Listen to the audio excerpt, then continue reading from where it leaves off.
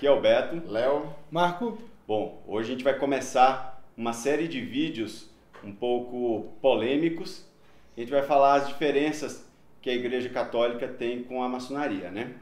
Lembrando que esse tema foi proposto por uma internauta, né, uma pessoa que acompanha o nosso canal desde o começo, pedindo que nós começássemos a desmistificar a diferença entre a ordem maçônica e as religiões instituídas.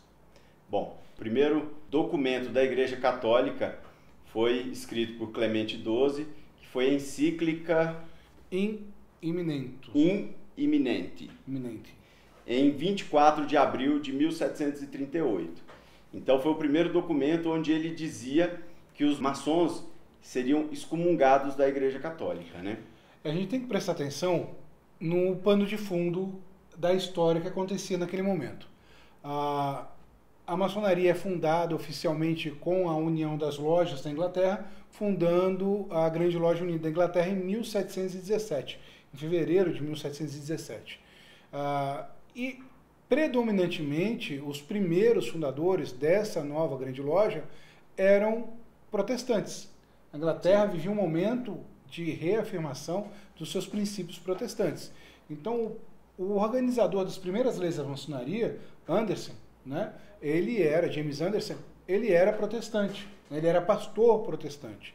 Então, esse tipo de debate, esse tipo de dilema começou já a afetar nesse momento. Nasce no berço talvez a maior derrota que a Igreja Católica teve, não é, em toda a sua história. A Igreja Católica, ela, se a gente pegar no decorrer de toda a história, numa série de sociedades, ela foi extremamente importante politicamente, tanto junto ao poder executivo, ela sempre teve uma influência muito grande, ela durante muito tempo ela exerceu o poder judiciário, não é? E mesmo em regimes absolutistas, ela tinha o poder tão grande sobre o executivo que trabalhava dessa forma as questões legislativas, né? E aí, de repente, no berço aonde o catolicismo tem sua grande derrota, na Inglaterra, com pessoas que estavam relacionadas a essa grande derrota, surge uma ordem que fala que com ideais libertários, humanistas e secreta, né, com pessoas diferenciadas, né, organizadas, isso fatalmente levaria à excomunhão. Né? Bom, e aí depois vem no último documento. Esse último documento vem do Ratzinger, né? Ele na época era prefeito da Congregação da Doutrina da Fé. Isso, futuro Bento XVI. Futuro Bento XVI, futuro Papa, né? Nosso ex-Papa, o Papa que se aposentou. Ele era prefeito e quando João Paulo II escreve um documento tirando o nome da maçonaria, né? Documento dias antes, importante, que é o Código Canônico que funciona até hoje, né? Exato, é o atual. Isso em 1980,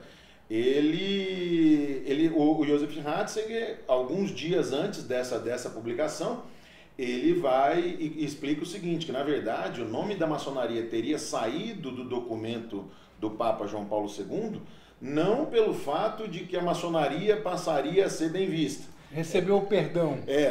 Não foi isso, não teve perdão, pelo contrário.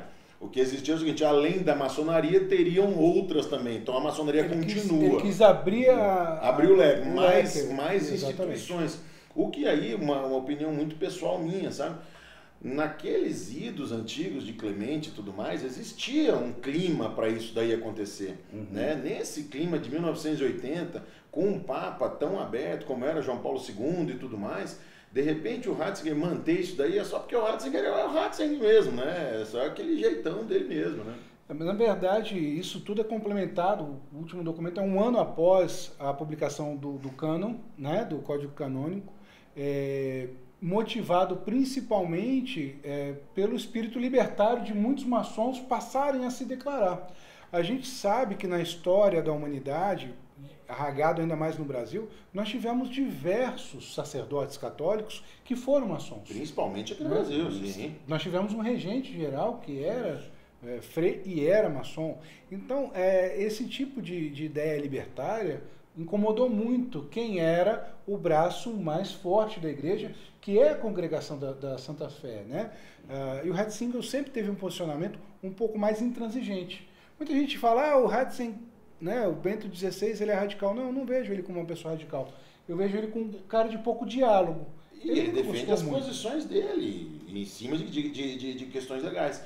É aí que eu acho que muitas vezes, mais uma vez, uma opinião muito minha, até um pouco polêmica pode ser, muitas vezes quando a gente pega hoje as justificativas que a Igreja Católica dá para essa negação à maçonaria, acabam sendo muitas vezes certas forçações de barra. Né?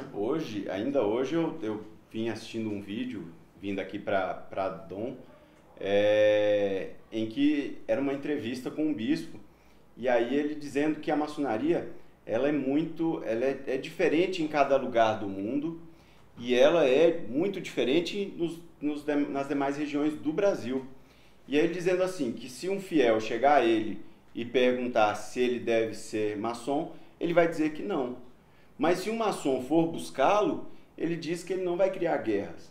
O que nós estamos fazendo aqui é tentar desmistificar, né? Sim. E tentar unir as duas, a fé e a maçonaria, porque, na nossa opinião, elas não são incompatíveis. Pelo sim. contrário, eu ainda acho o seguinte, se a Igreja Católica tivesse tido um posicionamento diferente perante a maçonaria, os dois poderiam ter crescido muito nesse sentido. Não é que a igreja ela não tenha crescido, pelo contrário, a igreja tem toda a força que ela tem.